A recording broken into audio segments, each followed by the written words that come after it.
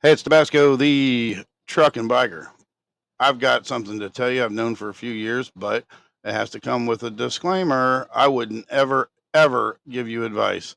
My advice is don't take advice from me. If I'm leading, we're all in trouble. But make up your own mind. But I'm going to share something with you I've known for a few years. And for some of you, it could affect your life positively and or your loved ones. For others, you won't get it and you'll pass by this thing anyway. And you're too busy to learn something, and that's all right. Undertakers need to work too. So we're not supposed to know this stuff, and it's supposed to be quack science and all that. So I'm going to try to be as descriptively undescriptive as possible so the videos don't get taken down. You'll do your own research or you won't, and that's just fine with me. To tee this up, this is about your health and about your longevity and your healthiness. Look at me. I'm just the epitome of health. You can tell just by looking at me. Nonetheless, about 25 years ago, I had a tattoo redone and had obtained a blood disease from the needle. Now, again, it was a service. I'm not blaming anybody other than the service that brought those needles around to clean. Didn't sterilize it correctly or something. Anyway, long story short, I was about 25 or so years old, and it made me sick. It wasn't a terminal illness, but it was enough that it could kill you actually. But anyway, we're not going to go there. So going to the doctor, they wanted to do interferon, and that's basically radiation chemotherapy. That's what they all do. That's what all MDs do because that's how they've been trained and indoctrinated. And at that time, I had read a website with regard to some, herbal naturalist doctor, um, and I think it's WEIL. You might look him up. I think they're still there. This isn't about him or his stuff, but all I can say is that the doctor was willing to say, you know what, we can give it a try, but let's not do more than 90 days because could seriously, mess you up. And he was pretty astonished that just by taking in a regimen of vitamins, high doses of some vitamins, 3 vitamins over the counter, that in less than the time it would have taken the interferon, that actually put the um, illness to bed, if you will. And so that was sort of for one of my introductions to, natural remedies and medication. And I'll be honest with you, I've always said that if they can make it in the lab, that it exists on Earth. That there's obviously a natural combination of ingredients that could fix it. Not always easy to find, but of course, when we get a terminal illness, what do? We all run right to status quo because you're scared, and that's what you don't want to risk it. So I say don't. So I say get ahead of it, and that's what I'm talking about. So about 4 years ago, I had restored a van to sell it and made a camper van. And one of the last things I had to have done was the windshield replaced because I broke it. I cracked it while I was trying to get the windshield wipers off to replace the arms. So anyway, Friday night, about 7 o'clock, the glass guy finally gets there. Last call of the day.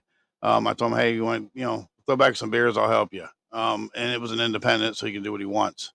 And somehow in that evening, we got on a conversation about medicine, alternate medicine. I have no idea, you know, how that happened, but he happens to just mention to me that his mother, he was my age. We were both about 53, and his mother, who was around 72, same age as my mother, had been diagnosed with lymphoma stage 4 and was given like 30 days to live. And she had tried one round of chemo and radiation, but it made her so ill that she said that she didn't want to go out like that because it may buy her an extra who knows what, but it would be miserable. So their team of doctors, said unfortunately, nothing we can do, and go home and prepare thy home and for your departure. And instead, she went home and she purchased something that is a by the maker of RIFE. You can look them up, and basically started using that immediately,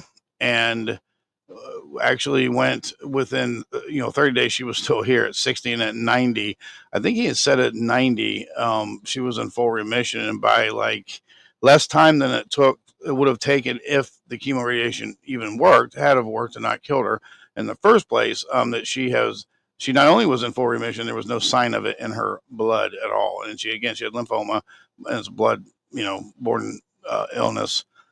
He also had mentioned that he had had a disease since he was a young man, and that it would rear its ugly head a few times a year, and he never went more than 9 months without being affected by it.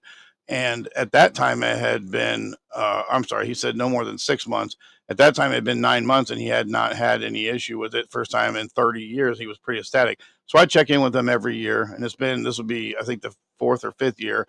Towards the end of the year, I say, "How's mom? How are you?" And he's doing wonderfully, and she's doing wonderfully. She's doesn't have a sign of that in her body, and he has never had another inconvenience or episode with his illness, and it's an illness that isn't curable supposedly.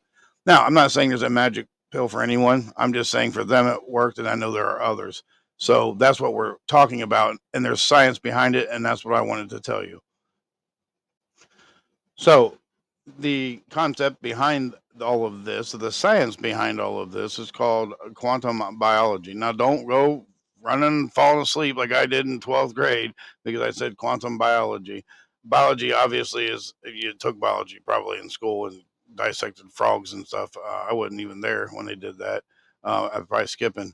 But quantum biology just takes the quantum theory, which is that things are interconnected through the source of harmony, power, vibration, whatever, applies it to biology. So it is real, it is researched, but unfortunately, it is also ignored in all medical schools and journals because it solves the problem. It doesn't treat the problem. So what does quantum mean? It's a big word, and everybody's like, "Oh, you just lost me." Well, quantum entanglement, it'd be like if you roll a dice in Paris, and there's another set of dice they're connected to that dice. Oh, in Sydney, and when you roll those dice and it comes up a 6 and a 1, 7, baby, those two dice in Sydney flip to a 6 and a 1 because they're connected. Each of those die are connected to one another. So they each land on a random number, but the numbers are always perfectly matched. If one lands on a 6, then instantly the other one lands on a 6, right? So that's how freaky quantum mechanics is. And it's like the universe is synced up in a way that breaks classical logic, which, I mean, I think that we could probably all agree that in reality is way above our heads.